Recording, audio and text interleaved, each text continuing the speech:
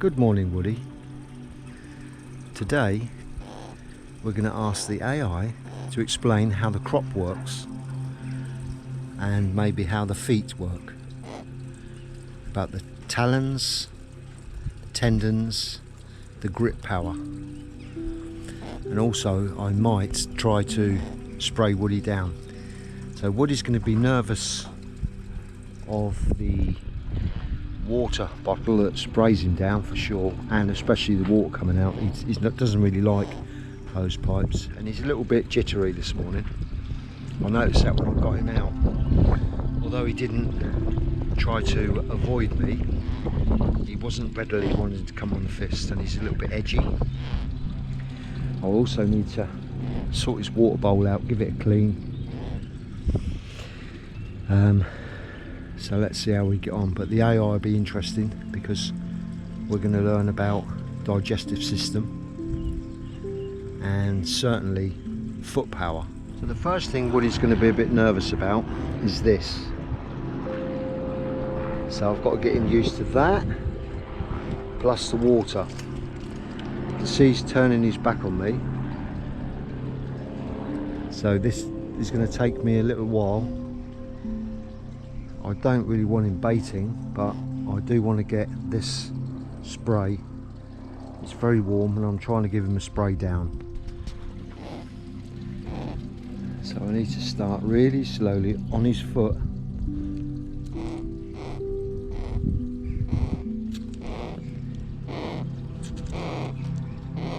You can see that nervousness there now. But by the time I've finished, I'll be soaking this hawk down.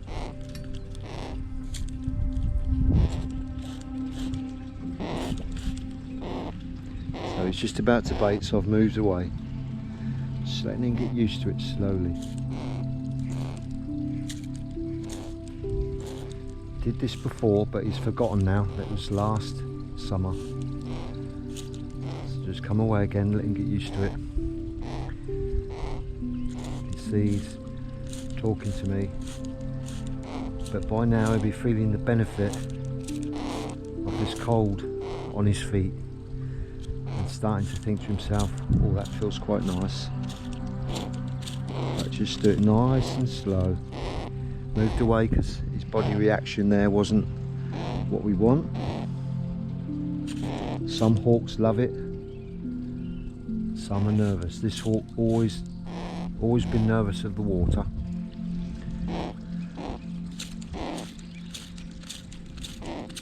Good boy, Woody. Good boy, Woody.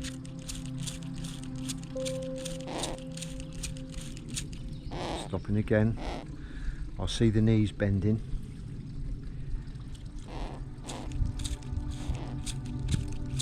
But this is more than when I first started just now, as you can see. He's slowly accepting it.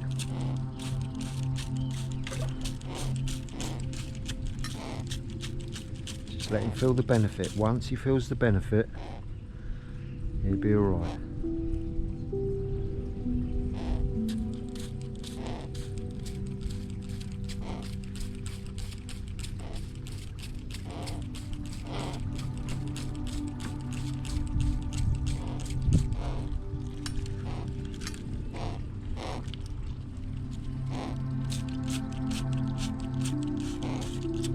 You can see now we're increasing the amount of water. Not so nervous, but still not totally happy. Just let him get used, settle down again. If I'd have gone straight in and started squirting him, we'd never have done this. So it is a case of a little bit at a time, watching the bird's reaction, making sure the hawk's happy. You can see now he's starting to accept this water, and he realises it's not going to eat him.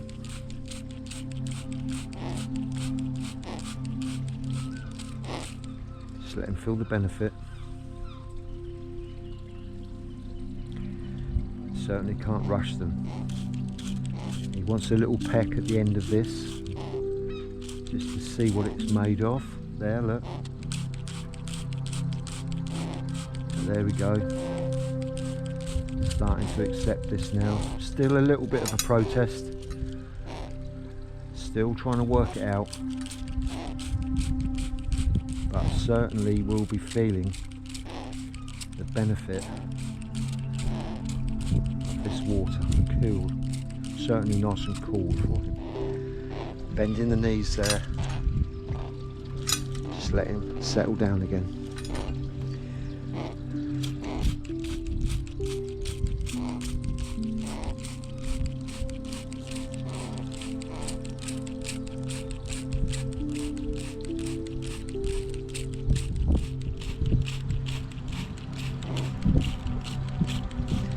Probably got a faint memory of this from before.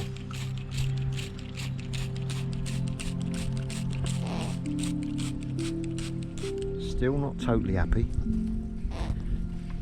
I'm just going to change hands and we can get it going a bit now.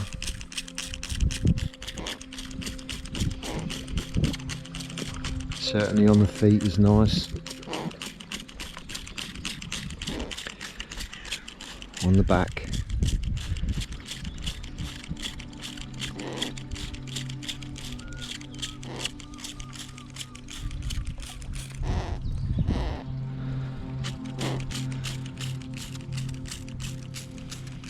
But this must feel really quite refreshing.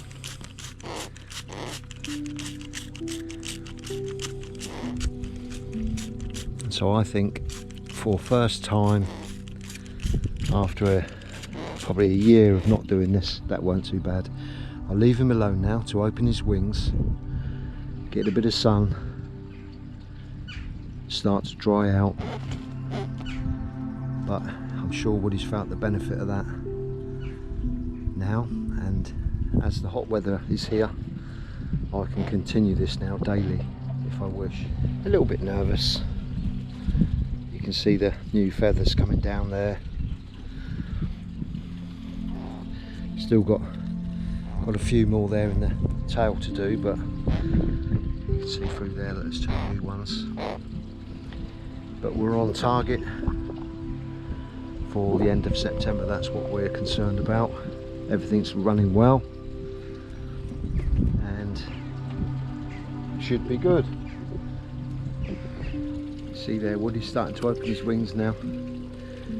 Starting to have a little prune. This is good. What I want to do today is get rid of this old bit of grass. It's not astroturf, just where the door is to come out into the aviary. But he's pulled it all off, so I'll get my screwdriver, take the screws out.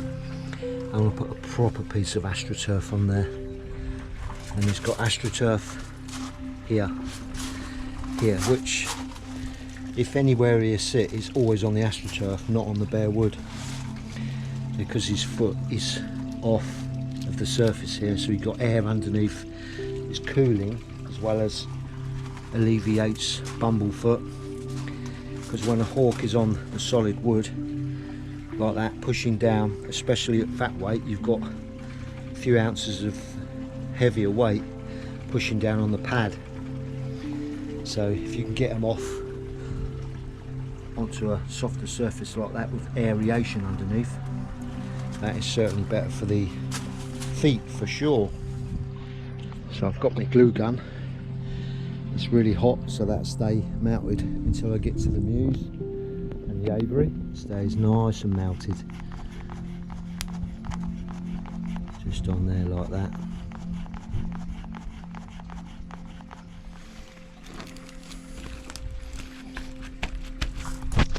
Just like that.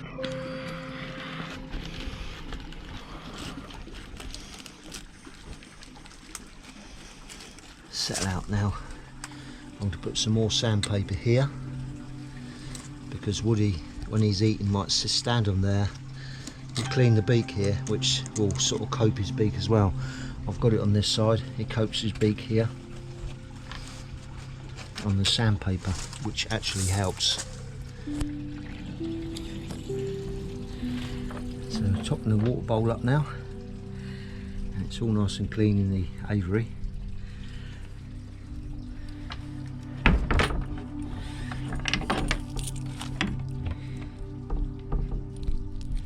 Let's just look at all these grapes we've got this year. We're just starting off, but loads, look how small they are. I'll show you these in a few weeks' time. We'll see how they're getting on. Lovely. The fish have really grown the last couple of years, sort of exponentially really. The bigger they grow, the bigger they grow, if that makes sense.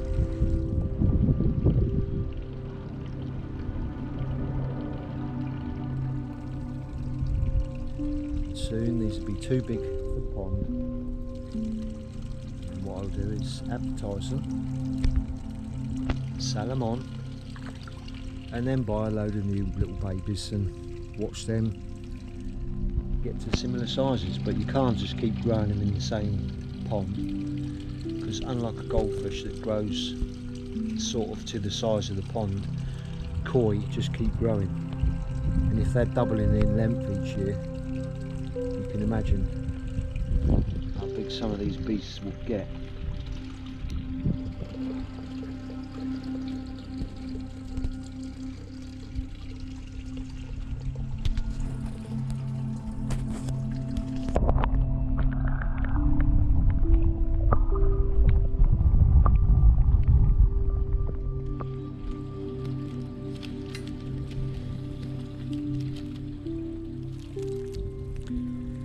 He's not really that hungry today, so he could have took that, but all left it and then he's thrown it down.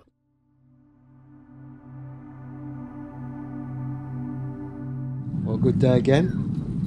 Good to be back. Do a little bit of filming. What we're going to do now is I'm going to ask the AI to discuss the digestive system of the hawk, from the food intake to the final waste products, the way the crop works, because some people, even including myself, always thought a crop was like a completely different separate organ, but it's actually part of the esophagus that's more elastic. But the AI should give you a better understanding of it than I can say, because it will be in more detail. So we're going to go from beak to crop to gizzard, stomach, right through the intestine, and then we're going to ask the AI how the crop works, how does it hold food, because in the human body we have a cardiac sphincter, we have a pyloric sphincter, and there's one other sphincter. Pyloric, cardiac sphincter, and it's the one at the bottom of the stomach. If anyone knows what that is, remind me. So in the human body we have three sphincters, which is cardiac sphincter, that'd be the one at the top of the stomach, the one under the stomach, I forget the name of that, and then the pyloric sphincter, which is basically the final hole, whatever you want to call it. Well, that's called the pyloric sphincter. So in a Harris hawk, the crop has no sphincters as such, it's just the esophagus, so it relies on a constriction, a little bit like when we swallow. But we'll ask the AI to discuss this. I'll do that now. So could you tell us a little bit now, not too much detail, but about the digestive system of a Harris hawk, from beak to waist, and then after that we'll discuss all about the crop, and after that we'll talk about the next vital components. Right, so I'm uploading that now and see what the AI says. Hello and welcome back to Freebird of Reason. If you're joining us for the second episode in our new series on the Harris hawk, You're in the right place. Today, we're starting with a quick overview of one of the most fascinating aspects of raptor biology, the digestive system. From the moment prey enters the beak to when waste exits the cloaca, it's a marvel of natural engineering. So let's take a brief flight through it before we land in the details later. Digestive system of the Harris hawk. Brief overview, beak to cloaca. 1. Beak, culmen entomia. The Harris hawk uses its sharp, hooked beak to tear meat from prey. It has no teeth. Meat is swallowed in chunks. 2. Oropharynx and esophagus. Once swallowed, food moves through the throat, oropharynx, and down the esophagus, a muscular tube that channels it into the crop. 3. Crop, ingluves, a storage pouch on the right side of the neck where food is temporarily held. It softens the meat and lets digestion happen gradually, crucial after large meals in the field. 4. Proventriculus, glandular stomach. This is where chemical digestion begins. Acid and enzymes break down proteins and start liquefying the meal. 5. Ventriculus, gizzard or muscular stomach. This is a highly muscular organ that mechanically grinds the food, an essential step in a bird without teeth. 6. Intestines, a short but efficient stretch where nutrients are absorbed. Because Harris hawks eat rich protein-heavy diets, the gut is compact and fast-moving. 7. Cloa and vent. Finally, waste from digestion, along with urates from the kidneys, collects in the cloaca before being expelled through the vent in one swift slice. So that's your aerial view of the Harris hawk's digestive tract, streamlined, specialized, and highly efficient. In the next segments, we'll dive deeper into each part, starting with the crop, and how this small pouch plays a big role in the bird's health and hunting routine. Wow, that was quite interesting. Right, going to ask the AI now a few more questions. Okay, can you now explain a little bit more in detail about the crop, the way the crop works, the way it holds food? Is it a separate pouch? Is it part of the esophagus? Just so we've all got a little bit more understanding of this organ. So I'll just upload that now and then listen to the answer. Excellent question, Pete. Let's get into the finer anatomical detail. Is the crop a separate organ or part of the esophagus? The crop is not a separate organ. It's actually a diverticulum, a localized widening or pouch of the esophagus. So anatomically, it's part of the esophagus, but functionally, it acts as a distinct food storage chamber.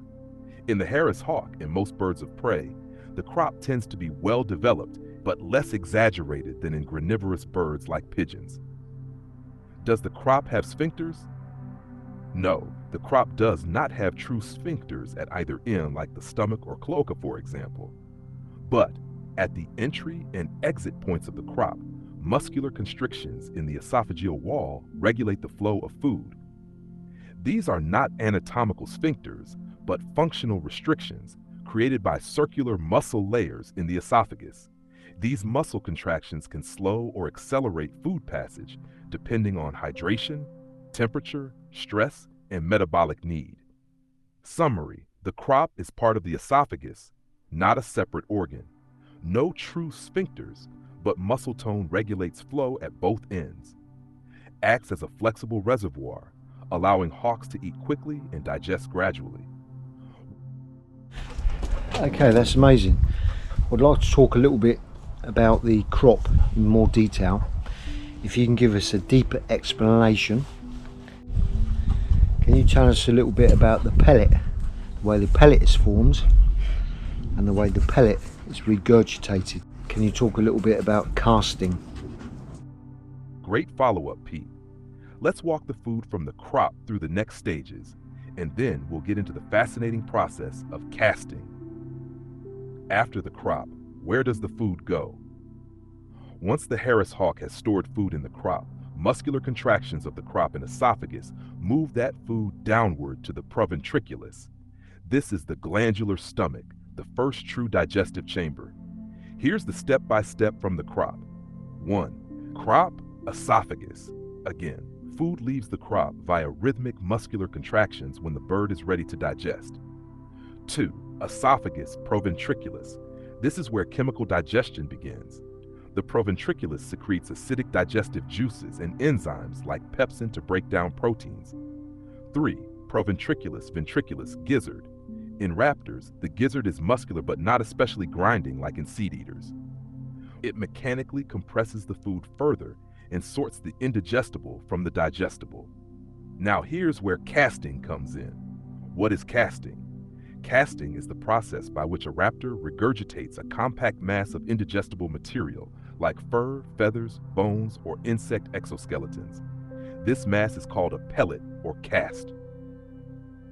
Why do Harris hawks cast? Birds of prey don't have teeth, so they swallow prey whole or in large chunks. Indigestible materials pass into the proventriculus and ventriculus. There, they are compressed into a pellet over several hours. When the pellet is ready, it's pushed back up through the esophagus by reverse muscular contractions. Where does it come from? The cast does not form in the crop. It forms in the ventriculus and proventriculus, then travels back through the esophagus and out the beak. The crop is bypassed during casting. It's not involved. Just to be clear, as the pellet moves up and back out, does it actually pass through the crop or does it bypass it? How does that work? And you're absolutely right to pause on this. So, does the pellet pass through the crop on the way out? Yes, but with a key distinction. The crop is indeed part of the esophagus. It's a specialized expansion or diverticulum of the esophagus used for temporary food storage. However, during casting, although the pellet technically moves through the esophageal tube, it does not enter or rest in the crop itself. The crop remains uninvolved functionally. Think of it like this. The esophagus is a hallway, and the crop is a side room. During normal feeding, food turns into that room to wait, but during casting, the pellet just passes down the hallway. It bypasses the side room entirely.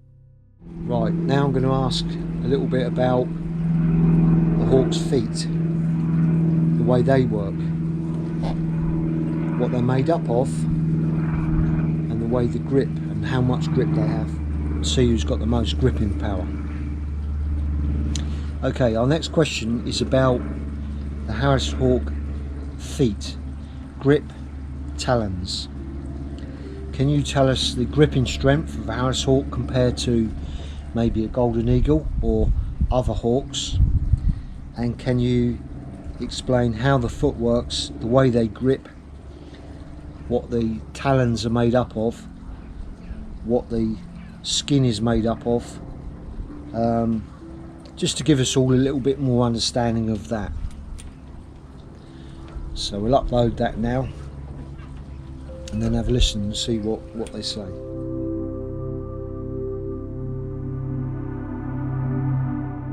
The Harris hawk's foot, anatomy and function. Skeletal structure. Each foot has 4 toes or digits, numbered 1 to 4. Digit 1 points backward, while digits 2 to 4 point forward. This anisodactyl arrangement is perfect for gripping branches and, more importantly, subduing prey. Underneath the skin and tendons are robust bones, phalanges, lightweight but incredibly strong. Tendons and locking mechanism. The real marvel is in the flexor tendons. As the hawk closes its toes, the deep digital flexor tendon pulls the talons tight. This system is assisted by a ratcheting-like mechanism called the flexor tendon locking apparatus. When a hawk grasps prey or a perch, these tendons automatically lock the toes closed, requiring very little muscle effort to maintain grip. This latch system allows the hawk to hold on to wriggling prey or even perch and sleep without constant muscular input. Neuromuscular control. The foot is richly innervated. Sensory receptors in the toes detect tension and movement. The brain coordinates grip strength, balance, and release in real time, especially during high-speed pursuits. Tendon sheaths and surfaces. Tendons run through tubular sheaths that reduce friction. The skin underneath the foot, the plantar surface, is covered in tough, textured scales for grip and abrasion resistance.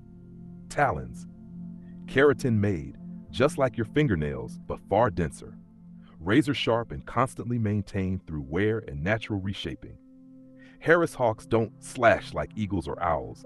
They pierce and hold, applying massive pressure to suffocate or disable prey.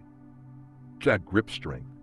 While exact grip force in PSI, pounds per square inch, is not as high as larger raptors like eagles, the Harris hawk is pound for pound extremely powerful, with a focused grip optimized for small to medium-sized mammals and birds. The cooperative hunting behavior, unique among raptors, means the foot isn't just about raw power, but also precision and timing within a team.